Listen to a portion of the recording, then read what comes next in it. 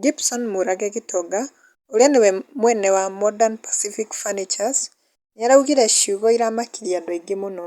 Araugire ũũ: "Niĩ thaa ici gũtirĩ mũgĩkũyũ ingĩandĩka wĩra, gwakwa namba nene nĩ ya andũ a rũgũrũ, nĩ gwĩtigĩra gĩkũyũ.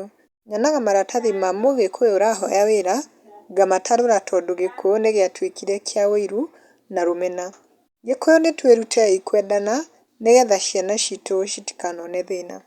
Na rĩu kwĩ arĩa macambĩki magĩũkĩte comment section ta Stanley Dijak augĩte "When your village witches are starting their mission, they first corrupt your mind and brain.